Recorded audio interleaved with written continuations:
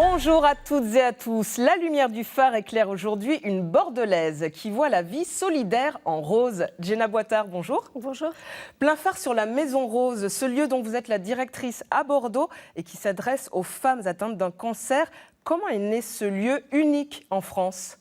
Alors la Maison Rose, effectivement, c'est une maison de vie qui accompagne les femmes touchées par un cancer, tout type de cancer, pendant et après les traitements. Et comment elle est née ? En fait, elle est née en transformant Rose Magazine en maison de vie.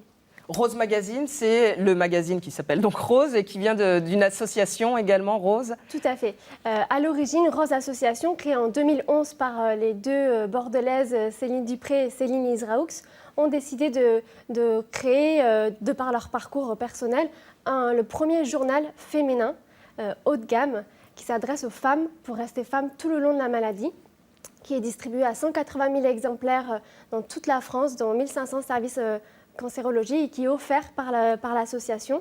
C'est un magazine qui existe nulle part ailleurs au monde. Et puis, les lectrices qui soutiennent l'association, puisqu'on est une association de malades qui est créée et constituée de malades ou de proches. Et on se dit, mais ce que vous faites est super.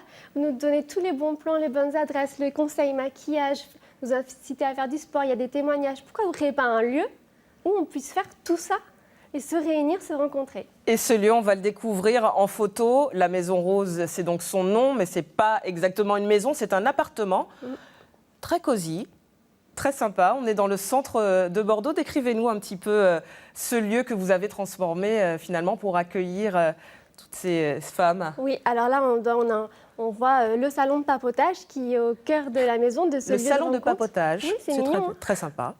On y voit en deuxième plan la cuisine, et puis après il y a les bureaux administratifs, et ce qu'on voit derrière, ce sont deux salles d'atelier de soins de support. En fait, on a interrogé les patientes et les lectrices de Rose Magazine pour co-construire ce lieu. Et elles nous ont dit, nous, ce qu'on veut, c'est un lieu qui ne soit pas l'hôpital, qui ne soit pas le domicile, et un lieu cocooning, chaleureux, plein de vie, avec une certaine légèreté aussi. Et je pense que ça se traduit bien dans la décoration. Et dans les couleurs que vous avez choisies. Vous proposez donc des activités à ces femmes qui viennent vous voir gratuitement. Il faut le dire que vous êtes ouvert à toutes et à tous, aux accompagnants également, et que c'est gratuit. Oui, tous les ateliers qu'on propose sont gratuits. On demande une cotisation de 20 € pour rejoindre la communauté et soutenir toutes les actions de Rose Association, puisque donc, il y a aussi informer avec le magazine, défendre le droit des malades comme le droit à l'oubli bancaire et accompagner. Donc voilà, c'est la contribution qu'on demande. Mais sinon, tous les ateliers sont gratuits et on en propose 130 par mois. Eh ben, on va découvrir en photo quelques-uns de ces ateliers. Il y a d'abord des ateliers pour prendre soin de son apparence, les perruques. Oui, très important, effectivement. Donc là, on voit Sabrina, qui est socio-coiffeuse, accompagner, conseiller. Socio-coiffeuse, vous dites, oui. C'est un métier particulier. Oui, tout à fait. Qui a une vocation sociale, solidaire ou humanitaire. D'accord. Je me souviens, donc là on voit la projection, aider les femmes à se projeter dans la perte des cheveux, qui est vraiment quelque chose de très difficile. Et je me souviens dernièrement d'une femme qui est arrivée avec sa prothèse capillaire sur la tête, donc avec sa perruque. Elle avait fini ses traitements, donc elle avait une petite repousse. Elle est venue voir Sabrina pour des conseils. Et puis, en participant à l'atelier collectif, elle est repartie sa perruque à la main. Donc, l'effet de groupe hyper thérapeutique, l'effet miroir, les ladies, les femmes qui viennent à la Maison Rose lui ont rendu sa beauté. Vraiment très fort. Comment vous vous inscrivez dans le parcours d'une malade ? Là, on découvre l'atelier maquillage. Comment vous vous inscrivez dans leur parcours ? À quel moment, justement, vous arrivez ?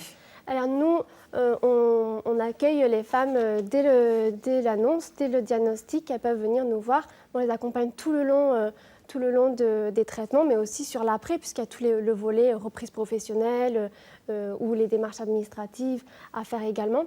Donc à chaque moment, quand c'est le bon moment pour la personne, on est prête à l'accueillir.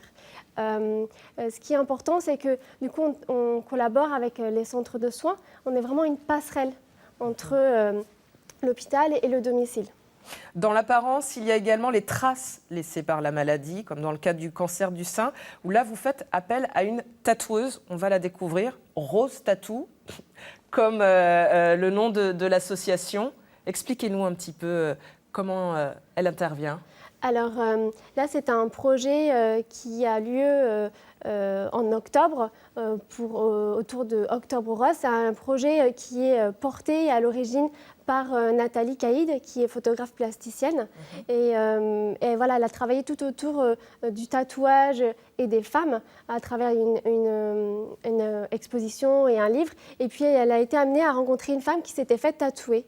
La poitrine à la place de se faire reconstruire. Elle avait dit, c'est pas moi en fait, de me faire reconstruire après une ablation. Et elle a préféré se faire tatouer et elle nous disait, ça a comblé un vide, ce tatouage, c'est hyper fort. Et de là est né, dans la tête de Nathalie Caïd, ce projet Rose Tattoo de pouvoir offrir bénévolement des tatouages aux femmes pendant une semaine chaque année. Et donc en octobre dernier, nous avons fait l'édition numéro 2 de Rose Tattoo. Et vous avez eu combien de femmes qui sont venues se faire tatouer ? 16 femmes sont venues se faire tatouer. On découvre là le résultat. Ouais, et puis des tatoueuses bénévoles. Enfin voilà, c'était une semaine extraordinaire, plein d'émotions. Parce qu'en fait, on parle de quoi ? On parle de se réapproprier son corps, sa féminité, porter une autre image sur son corps qui a pu être mutilé. Parmi les activités que vous proposez également, il y a des activités bien-être du corps. Ça passe par la gym, ça passe par les massages. Là, c'est de la gym, on voit. Oui, alors là, nous sommes donc dans notre salle multi-activités où on y fait effectivement du sport adapté. De l'activité physique adaptée qui permet d'accompagner, d'enrayer la fatigue pendant les traitements. Donc très important. Et puis du sport aussi après les traitements pour réduire les risques de récidive. Donc aussi, on s'inscrit dans un cadre de prévention tertiaire. Dans ce genre d'activité, vous faites intervenir des médecins pour s'assurer que la patiente, la malade, peut pratiquer l'activité ? Alors, dans ce cadre-là de sport, oui. On demande un certificat médical indispensable. Effectivement, auprès d'un médecin ou d'oncologue, on invite à ouvrir le dialogue de toute manière avec les médecins référents, de manière à leur indiquer tout ce qu'elles font, dans quelles activités elles pratiquent. Et ce qu'elles ont le droit de faire. Oui, et sinon les professionnels sont formés. D'accord. Très important de le dire. Il y a aussi la cuisine. Oui, avec vous apprenez le goût avec un chef cuisinier, Chef Jésus. Chef Jésus. Alors voilà, c'est un atelier aussi phare parce que c'est un moment de convivialité, de partage où les femmes, c'est le prétexte d'échanger, se rencontrer, de partager leur vécu autour de délicieux petits mets. Voilà. Et voilà, et le travail de Chef Jésus, effectivement, de pouvoir aussi sensibiliser aux produits bruts, de reprendre plaisir à cuisiner, c'est très important. Et le bien-être, ça passe aussi par de la musique. On découvre un groupe là, qui est cette chanteuse. Alors on a eu beaucoup de chance d'accueillir ce groupe qui est Loulabé autour d'un événement. On avait transformé la Maison Rose en Fashion Day. Donc les femmes qui venaient étaient en traitement, elles se faisaient chouchouter, passer de main à main pour les ongles, le maquillage, la coiffure, la photographe.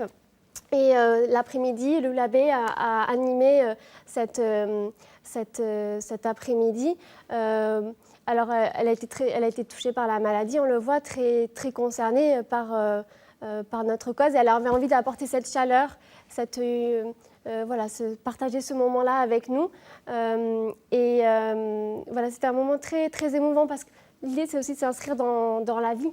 Oui. Dans la vie de tous les jours, dans la vie. Et montrer qu'elle continue. Oui. La Maison Rose existe depuis 2016. Combien de femmes vous avez accueillies depuis votre ouverture ? Alors, on reçoit entre 500 et 600 visites par mois, tout public confondu, donc des femmes et aussi leurs proches ou des professionnels qui viennent s'informer, qui viennent devenir prescripteurs aussi pour orienter. On a des médecins qui viennent se renseigner, visiter la Maison Rose pour pouvoir orienter leurs patients. Et comment vous financez tout ça? Parce que ce n'est pas une cotisation de 20 € par an qui permet de financer ce bel appartement et toutes ces activités comme ça en plein Bordeaux. C'est vrai.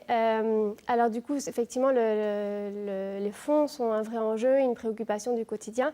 On a la chance d'avoir la Fondation L'Oréal qui est notre principal partenaire.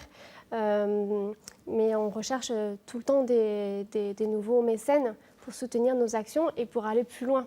Donc si on veut vous aider, il suffit de contacter l'association Rose et pour aider à financer la Maison Rose. Plein phare sur votre parcours. Qu'est-ce qui vous a donné le goût d'aider les plus fragiles, Jenna Boitard? Alors, j'ai choisi de travailler dans l'économie sociale et solidaire parce que c'était très important pour moi d'avoir un métier qui ait du sens, qui soit utile à l'intérêt général. Et qui sont en cohérence avec mes valeurs et mes convictions.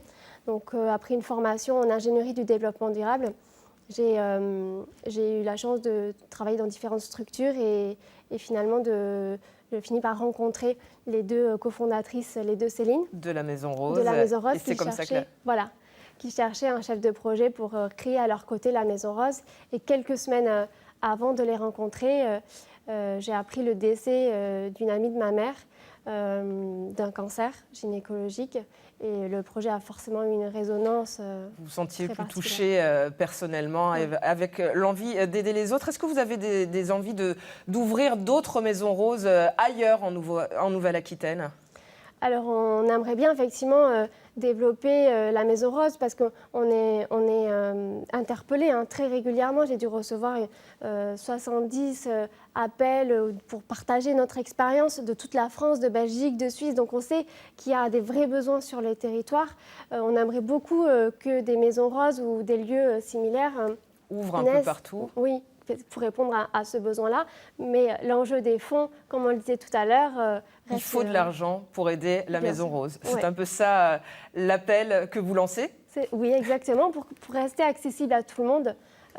Effectivement, on souhaite ce lieu gratuit, donc il faut des mécènes. Soutenez-nous. Merci beaucoup, Jenna Boitard, d'être venue mettre la Maison Rose dans la lumière du phare. Merci à vous de nous avoir suivis et à bientôt.